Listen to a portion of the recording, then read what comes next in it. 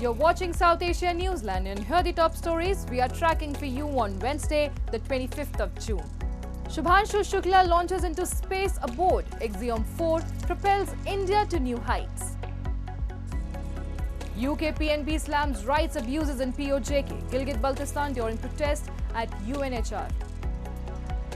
And Nepal Parliament passes budget despite criticism from ruling and opposition lawmakers.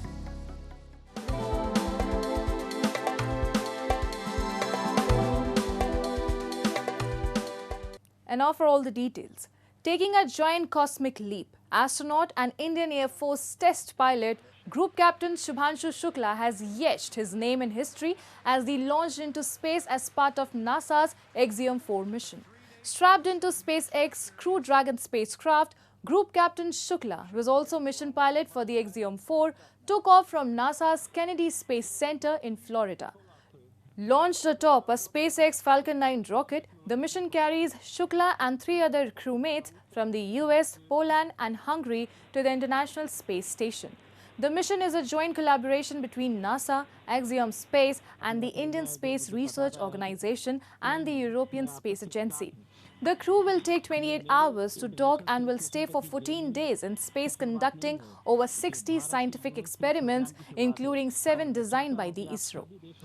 The Indian test pilot, who is also the Vyomnaut designate for the India's ambitious space program Gaganyaan, will also engage in a space-to-Earth outreach program, interacting with India's top leadership and students.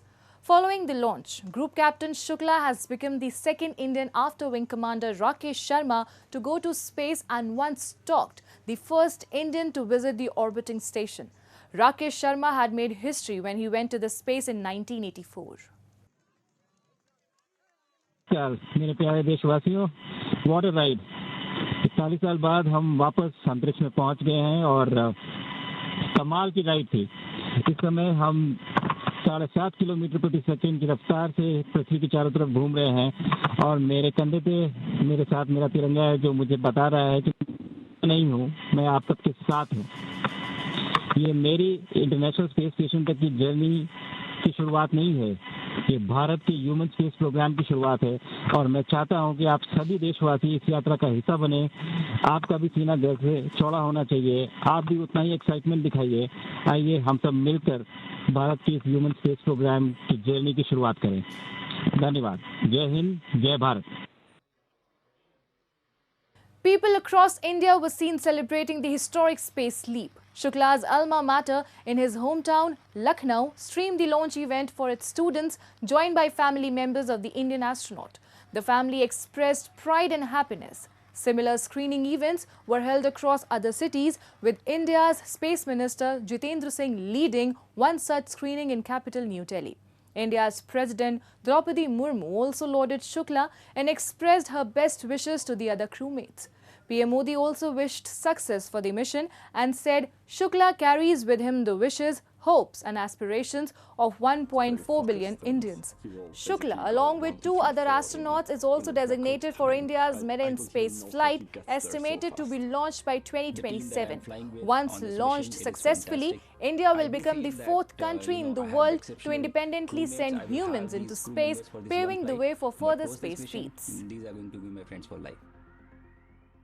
बहुत अच्छा लग रहा है, ऊपर वाले दुआ प्रार्थना करते हैं कि मतलब उसने ये हम उसके लिए धन्यवाद देते हैं और मिशन उसका सक्सेसफुल रहा है। अभी ईश्वर की कृपा है। A vindication of the founding fathers of India's space program, Vikram Sarabhai, Satish Dhawan, and it was destined that this vindication of our founding fathers had to happen under the leadership of Prime Minister Modi. And today India is no longer a follower. We are equal partners in all our collaborations, and I think it's borne out by the simple fact that of the 4 astronauts in the crew that has gone up, Shubhanshu Shukla is possibly the most important, because not only that he's a pilot, he's also going to perform 7 crucial experiments. And India's Ministry of External Affairs, in a statement issued on Tuesday, welcomed the reports of ceasefire between Iran and Israel and the role of the United States and Qatar in bringing the truce. The statement further stated that India reiterates that there is no alternative to dialogue and diplomacy in order to address and resolve the multiple conflicts in the region. Amid the rising tensions, India had launched Operation Sindhu to evacuate Indians and nationals of Nepal and Sri Lanka from Iran and Israel. Tel Aviv and Tehran were in conflict for 2 weeks after Israel launched strikes on Iranian nuclear facilities, missile sites and oil depots over suspicions of nuclear weapon development. In response, Iran fired waves of ballistic missiles and drones at Israeli cities, including Tel Aviv, Haifa and Jerusalem.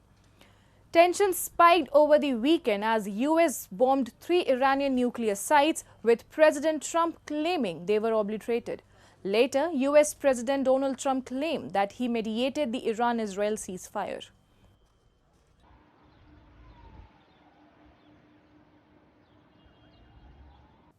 Moving on. MQM Supremo Altaf Hussain has made a direct appeal to Prime Minister Narendra Modi, urging India to speak out against what he calls state-backed atrocities on mujahirs in Pakistan. A report. Muttahid Aqwami movement founder leader Altaf Hussain has urged Indian PM Narendra Modi to speak out against the genocide and state atrocities faced by Muhajirs in Pakistan. He slammed Pakistan's political and military elite for labeling Muhajirs as traitors due to their Indian roots. Referring to the 1992 military crackdown on the Muhajir community and his MQM, Hussain called on India to raise its voice globally and open its borders to persecuted Muhajirs. We request you, Mr. Narendra Modi, to raise your voice and use your good offices to help oppressed Muhajirs. Your voice is a power, as a powerful country. Yes, India is a powerful. Soon it will be superpower, one of the superpowers. The Muhajirs are Urdu-speaking migrants who moved to Pakistan from India during and after the 1947 partition. They allege decades of marginalization, political exclusion, and military crackdowns. Altaf Hussain, who lives in exile in London, has been a vocal critic of Pakistan's policies and often blames it of using force to muzzle dissenting voices in the country. And outside the UN Human Rights Council in Geneva, Kashmir advocacy group UKPNP staged a protest on Tuesday calling for urgent global intervention in what it describes as a pattern of state-sponsored human rights violations in Pakistan-occupied Jammu and Kashmir and Gilgit-Baltistan. The United Kashmir People's National Party staged a protest outside the UN Human Rights Council in Geneva on Tuesday during its 59th session, urging action on state-sponsored rights violations in Pakistan-occupied Jammu and Kashmir and Gilgit-Baltistan. The UKPNP condemned the recent killing of 2 young men by police in POJK, calling it part of a broader pattern of impunity and repression.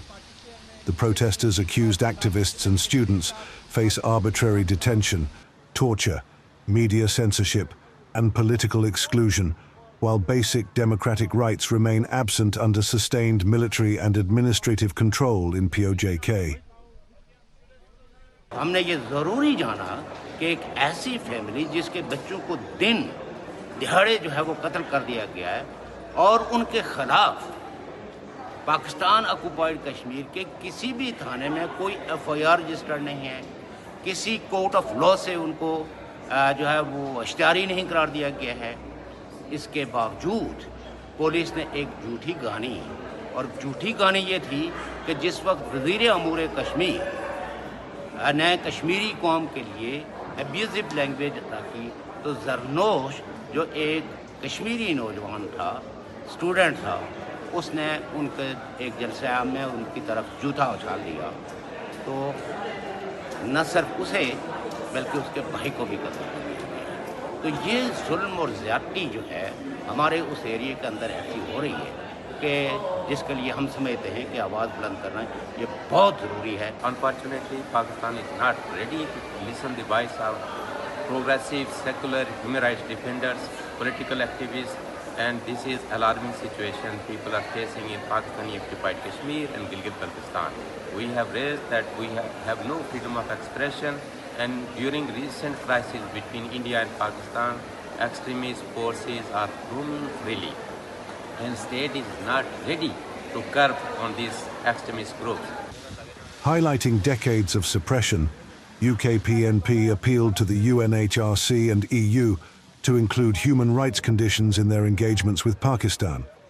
It urged the international community to end its silence on POJK and Gilgit-Baltistan, calling the regions invisible zones, plagued by violence and institutionalized neglect. Moving on. At a recent UN Security Council meeting, Rosa Otunbayeva, the head of the UN Assistant Mission in Afghanistan, introduced the Mosaic Plan, a new framework for structured international engagement with the Taliban aimed at integrating Afghanistan into the global order without formal recognition. The UN official clarified that the plan focuses on coordinated dialogue while keeping human rights and international obligations central. Pakistan welcomed the initiative and reaffirmed support for the Doha process. China and Russia urged lifting travel bans on Taliban officials to facilitate talks. The US said its Afghanistan policy remains under review, prioritizing citizen safety and counter-terrorism. Meanwhile, the UK, France and UN women strongly criticized the worsening repression of Afghan women and girls. The UN women noted no restrictions had been lifted in 9 months. Qatar announced it will host 2 Doha Working Group meetings from June 30th to July 1st, including Taliban participation. The meeting took place amid Taliban demands for representation in global forums. And following a verdict by the Appellate Division of the Supreme Court, the Election Commission has reinstated the registration of the Bangladesh Jamaat-e-Islami, an Islamist political party, along with its party symbol, the Dhaka Tribune has reported. After the independence of Bangladesh, the party was banned, along with all other religion-based parties in 1972 by the regime. Also, the police on Tuesday arrested former Chief Election Commissioner K.M. Nurul Huda in a case related to his alleged involvement in manipulating the national election after taking him in custody from his residence on Sunday after a mob apprehended Nurul, reports suggest. This came after a top BNP leader filed a case against 24 individuals, including the former Chief Election Commissioner and the former PM Sheikh Hasina, for manipulating the elections in 2014, 2018 and 2024. These advancements in Bangladesh politics come amid the allegations on Muhammad Yunus-led interim government for delaying the national elections. Earlier this month, Yunus informed that elections in Bangladesh will be held in the first half of April 2026.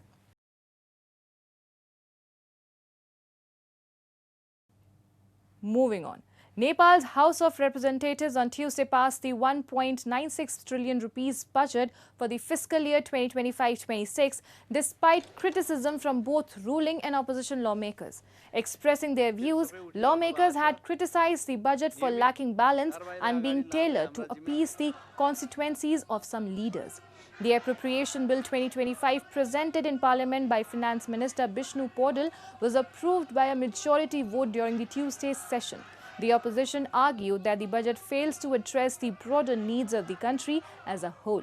Meanwhile, Prime Minister Oli emphasized that the budget is comparatively balanced, equitable and result-oriented and has been designed to ensure balanced development based on geographical, regional and thematic needs and considerations. PM Oli also stated that due to the dearth of the resources, the budget could not satisfy the wants of all lawmakers. He pledged that efforts will be made in the future to address grievances of lawmakers. Discussions on the budget was delayed due to the opposition's ruckus over the demand for the committee to investigate the visit visa scam. And that's all in tonight's edition. We will see you same time tomorrow. Till then, good night.